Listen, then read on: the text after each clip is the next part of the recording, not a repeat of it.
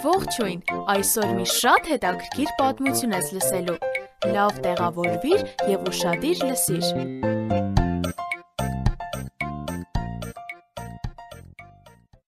Այսօր երբ ես արթնացել։ Մարիամն ու իր ընկերները շատ շուտ էին արթնացել։ Նրանց սրտերը շատ տխուր էին։ Ահ, եթե Հիսուսը դեռ ողջ լիներ։ Մի քանի օր առաջ նա մահացավ խաչի վրա։ Երբ մտածում էին դրա մասին, սկսում էին լաց լինել։ Արևածագին նրանք գնացին Հիսուսի գերեզմանի մոտ։ Մարիամ, նայիր, քարը մի կողմ է գլորված։ Այնտեղ, հրեշտակ։ Մի վախեցեք, ես գիտեմ, որ Հիսուսին եք փնտրում։ Նա այստեղ չէ, նա հարություն է առել։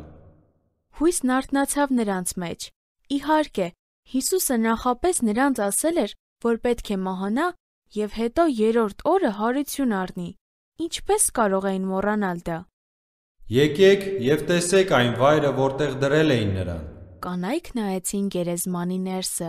այն դատարկ էր։ Գնացեք և պատմեք աշակերտներին։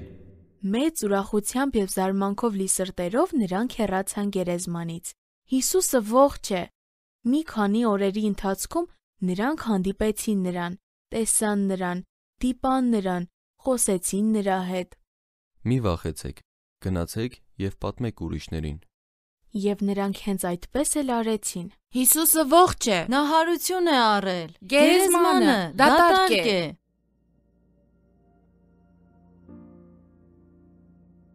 Աստվածաշնչում Հիսուսն ասում է քեզ. Ես եմ հարությունը և կյանքը, ով հավատում է ինձ, թեև մեռնի, պիտի ապրի։ Հովհաննես 11:25։ Իսկ դու հավատում ես։ Ես քեզ հրաժեշտ կտամ այնպես,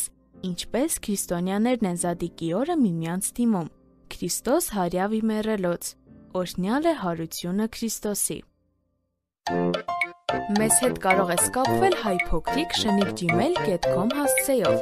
Կրկնում եմ HAYPOQRIK@gmail.com Կհանդիպենք հաջորդ թողարկմանը։ Ձեզ հետ է Եվնիկեն։